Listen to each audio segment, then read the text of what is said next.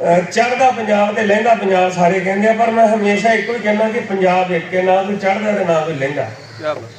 ਪੰਜਾਬ ਪੰਜਾਬ ਹੈ। ਔਰ ਤਕਸੀਮ ਦਾ ਦਰਦ ਮੈਂ ਤੁਹਾਨੂੰ ਦੱਸਾਂ, ਆਪਾਂ ਐਡਵੋਕੇਟ ਹਾਂ। ਸਾਡਾ ਜਿਹੜਾ ਫਿਰੋਜ਼ਪੁਰ ਡਿਸਟ੍ਰਿਕਟ ਹੈ, ਬਿਫੋਰ ਪਾਰਟੀਸ਼ਨ ਇਹਦੀਆਂ ਸਰਹੱਦਾਂ ਰਾਜਸਥਾਨ ਤੇ ਹਰਿਆਣਾ ਨਾਲ ਲੱਗਦੀਆਂ ਸੀ।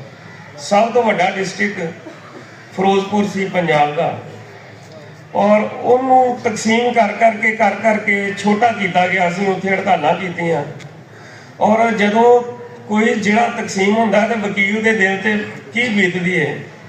ਔਰ ਮੈਂ ਸੋਚਦਾ ਜਦੋਂ ਇਹ ਪੰਜਾਬ ਤਕਸੀਮ ਹੋਇਆ ਹੋਏਗਾ ਉਦੋਂ ਉਹ ਲੋਕਾਂ ਦੇ ਦਿਲ ਤੇ ਕੀ ਬੀਤੀ ਹੋਏ, ਕਿੰਨਾ ਦਰਦ ਉਹਨਾਂ ਲੋਕਾਂ ਨੂੰ ਹੋਏਗਾ। ਕਈ ਲੋਕ ਉੱਥੋਂ ਰਾਤ ਸੁੱਤੇ 200-200 ਕਿੱਲੇ ਦੇ ਮਾਲਕ ਸਵੇਰੇ